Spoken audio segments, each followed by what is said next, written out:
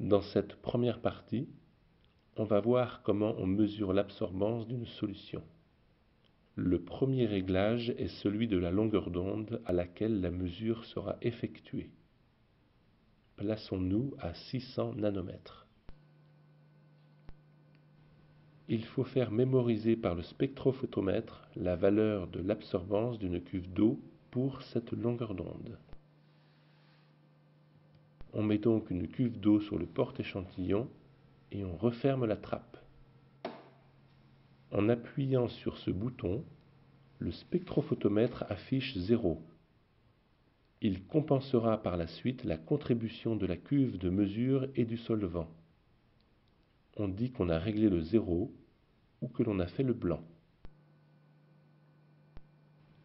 L'échantillon à étudier est ici une solution de sulfate de cuivre. On en remplit une cuve. On la met sur le porte-échantillon à la place de la cuve d'eau. L'absorbance à 600 nanomètres s'affiche.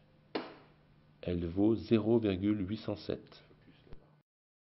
On va montrer l'influence de la longueur d'onde. On change la longueur d'onde, par exemple on affiche 620 nanomètres. On vérifie le 0 pour la cuve d'eau à cette nouvelle longueur d'onde.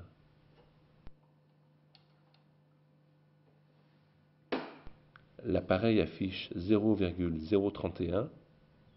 Il faut donc refaire le 0.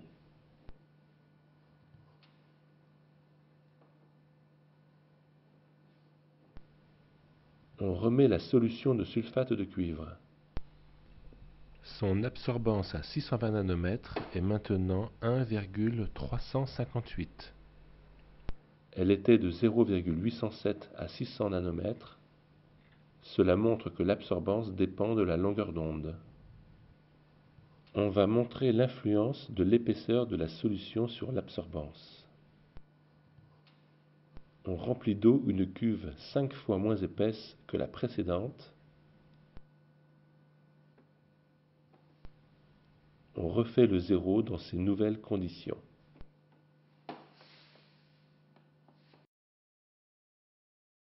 On remplit une cuve de faible épaisseur avec la même solution de sulfate de cuivre. Son absorbance à 620 nanomètres est de 0,265. Avec une épaisseur de solution 5 fois plus grande, l'absorbance à 620 nanomètres était de 1,358. Cela montre que l'épaisseur de la solution influence la mesure de l'absorbance. On va mettre en évidence l'influence de la concentration.